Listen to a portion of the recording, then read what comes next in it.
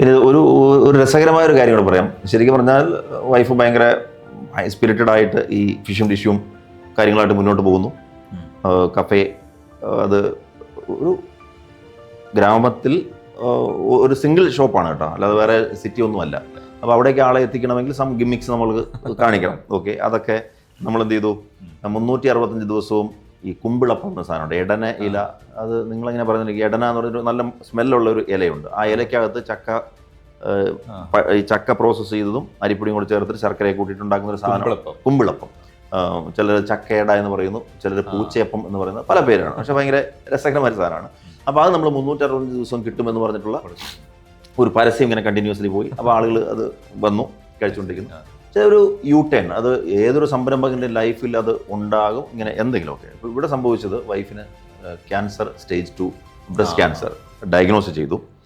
അപ്പോൾ ഞാൻ ഏറ്റവും അഭിമാനത്തോടെ പറയട്ടെ, സാധാരണ ഒരാളായിരുന്നെങ്കിൽ ഒരു വർഷം നിരാശപ്പെട്ട് ചിലപ്പോൾ അത് മാറി നിന്നേനെ. പക്ഷേ ആളൊരു വളരെ ബോൾഡായിട്ടൊരു തീരുമാനം എടുത്തു. സോഷ്യൽ മീഡിയയിൽ അത്രയും ആക്റ്റീവ് ആകാത്ത ആള് എന്ത് ചെയ്തു, കൂടുതൽ ആക്റ്റീവായി. കീമോയ്ക്ക് പോകുമ്പോഴൊക്കെ today is my second chemo എന്നൊക്കെ പറഞ്ഞ് പോസ്റ്റ് ഇട്ട് ക്യാൻസർ അത്ര ഒരു വലിയ കാര്യമല്ല എന്നുള്ള ഒരു രീതിയിൽ അത്ര ഒരു ബോൾഡായിട്ട് അടുത്തൊരു തീരുമാനമെടുത്തത് the show must go on. നമ്മൾ എന്താണോ ചെയ്തുകൊണ്ടിരുന്നത് അത് തുടർന്ന് നമുക്ക് കൊണ്ടുപോകണം എന്നൊരു തീരുമാനം എടുത്ത്. അതൊരു വലിയൊരു മെസ്സേജാണ്, വലിയൊരു മെസ്സേജാണ്. എല്ലാവർക്കും അങ്ങനെ ഒരു മൈൻഡ് സെറ്റ് ഉണ്ടായിട്ടില്ല. കാരണം ചെറിയൊരു പ്രശ്നം വരുമ്പോഴേക്കും നമ്മൾ തളർന്നു പോകും, ഭയങ്കരമായിട്ട് തളർന്നു. എല്ലാവരും തളരും, അതാണ് ഇതിന്റെ പ്രശ്നം. എല്ലാവർക്കും അത് എഫക്ട് ചെയ്യുന്നുള്ളതാണ് മാനസികമായിട്ട്.